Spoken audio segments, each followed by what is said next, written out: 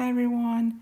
Previously, we talked how the hypothalamus influences the functions of the pituitary gland, and in this presentation specifically, we will talk about these functions of the pituitary gland. We will start with the posterior pituitary gland because it's easier. It only releases two hormones, which we already know, that are the oxytocin and the antidiuretic hormone. Both of them are going to be released by specific nuclei. The antidiuretic hormone will be released by the supraoptic nucleus, and the oxytocin will be released by the paraventricular nucleus. In both cases, these hormones will travel from the hypothalamus into the posterior pituitary by means of these axons that are coming from these nuclei.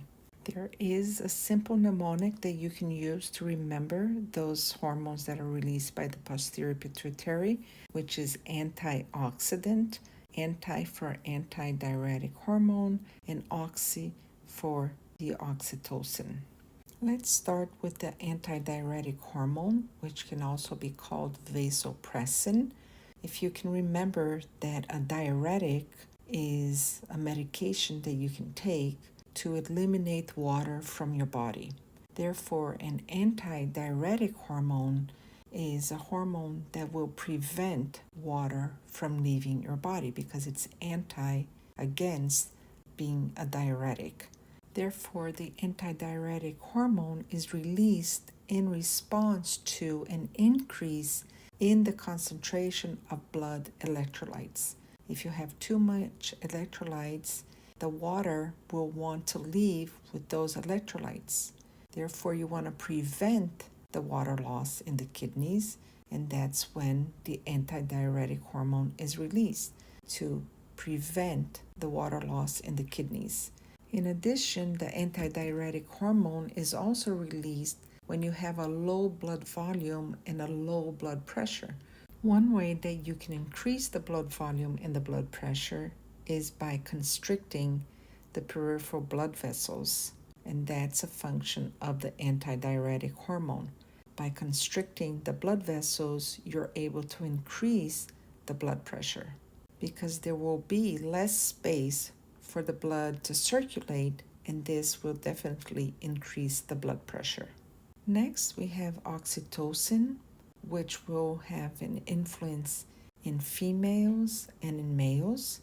Oxytocin is the love hormone or the cuddle hormone. There are several studies that show the importance of this hormone being released right before labor. It is the hormone that will help the bonding between the mom and the newborn. Therefore, in females, it will stimulate contraction of the uterine smooth muscle to help in the labor and delivery process, and it will also stimulate the mammary glands to eject the milk that's being produced. With regards to males, it will also have a function of contraction, but in this case, it will help the smooth muscle in the prostate gland contract to release the contents. And we will definitely talk more about all these processes when we get to the reproductive system. But just remember that oxytocin is important mainly for contraction, either of the uterine smooth muscle, of the prostate gland smooth muscle, or of the mammary glands to be able to help with milk ejection. And this slide is just a summary of what we went over with regards to the posterior pituitary hormones. Remember that these hormones that are in the posterior pituitary, they're coming from the hypothalamus. So this means that there's a direct release of the hormones from the hypothalamus into the posterior pituitary. We have two, the antidiuretic hormone and oxytocin. Antidiuretic hormone can also be called vasopressin.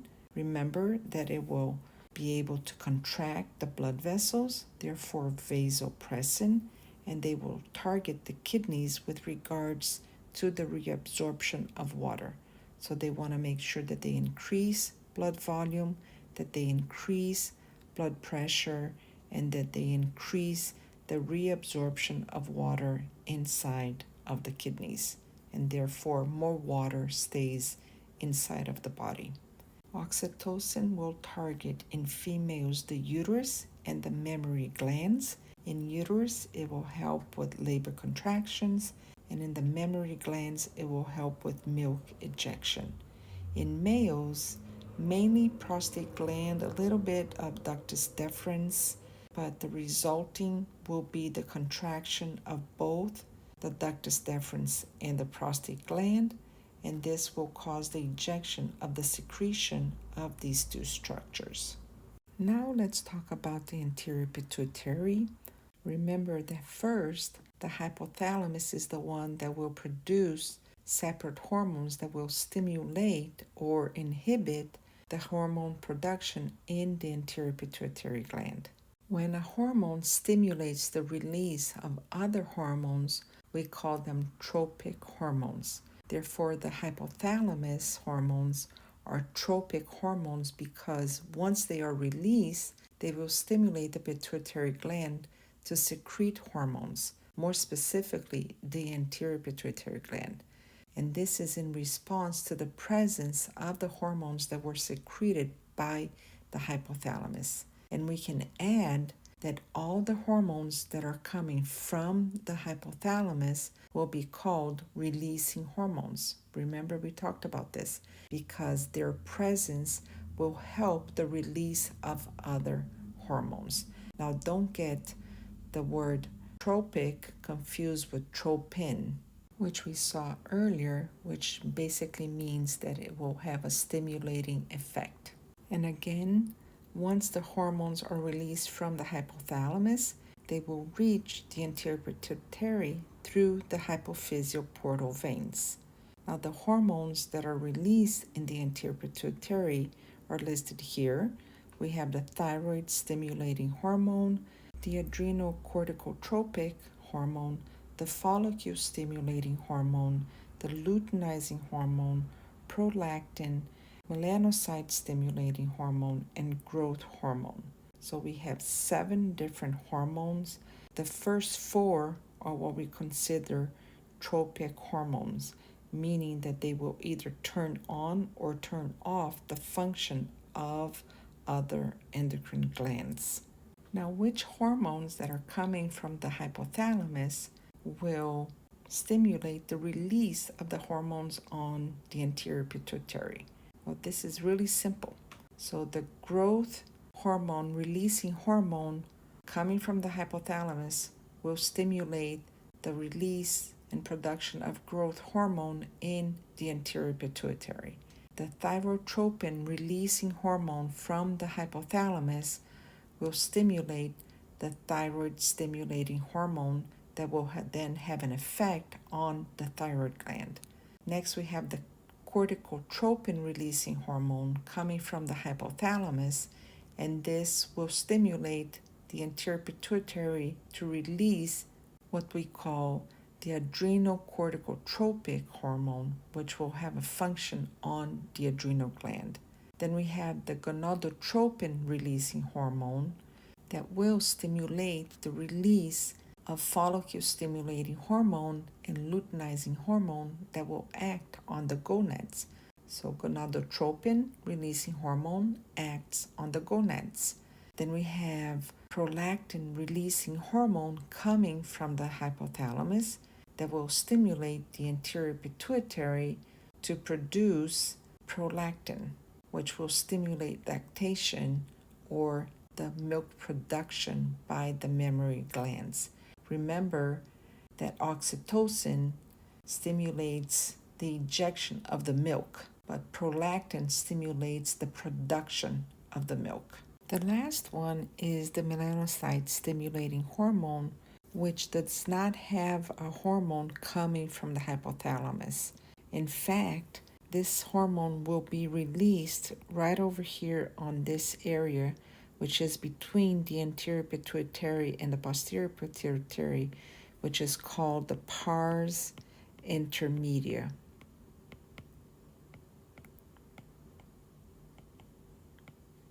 And this hormone is released by the stimulation of UV light. So when you're exposed to the sun, you will have the release and the stimulation of the production of the melanocyte stimulating hormone, and we will cover this in more details coming up.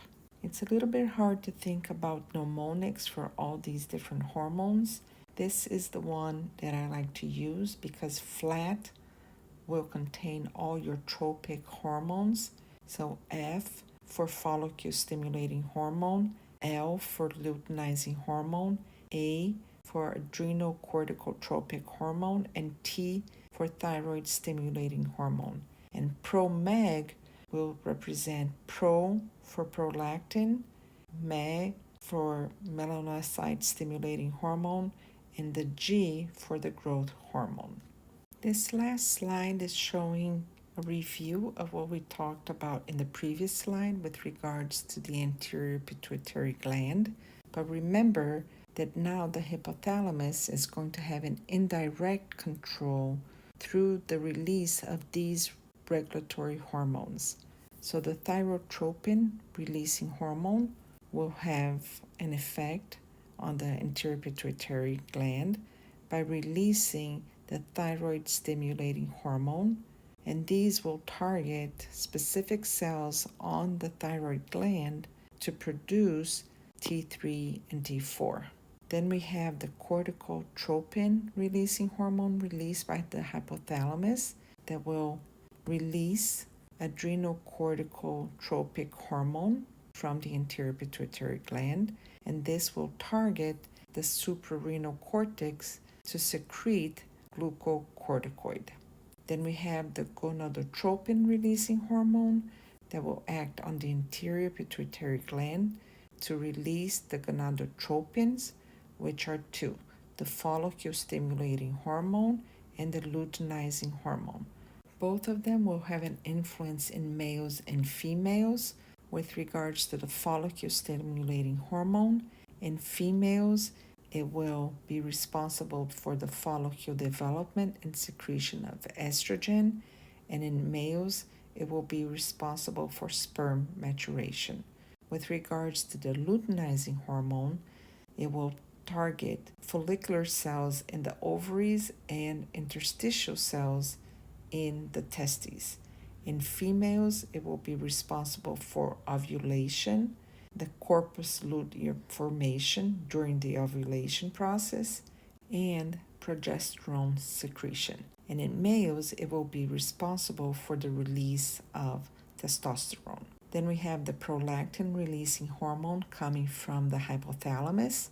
Once it reaches the anterior pituitary, it will secrete prolactin. Prolactin will target the female mammary glands to produce milk, not eject. Ejection is oxytocin that will come from the posterior pituitary gland. Prolactin will function to produce the milk. Next, we have the growth hormone releasing hormone, which will activate the anterior pituitary to release growth hormone. And growth hormone has several different functions throughout the entire body. One of the functions, like the name says, is that it will cause growth. It will also help with protein synthesis, lipid mobilization because it needs a lot of energy, and also catabolism. The melanocyte stimulating hormone is a little bit different, and we will talk about it later on. It is released from the anterior pituitary gland, but not from the main part of the anterior pituitary gland. There is an intermediate part where it's released from. And this does not have a hypothalamus hormone that will stimulate the secretion of this hormone. The stimulation to release this hormone comes from the exposure to UV light. And this hormone will act and target melanocytes in the production of melanin. So make sure that you keep this in mind, and we will cover all these in more details in the next learning outcomes.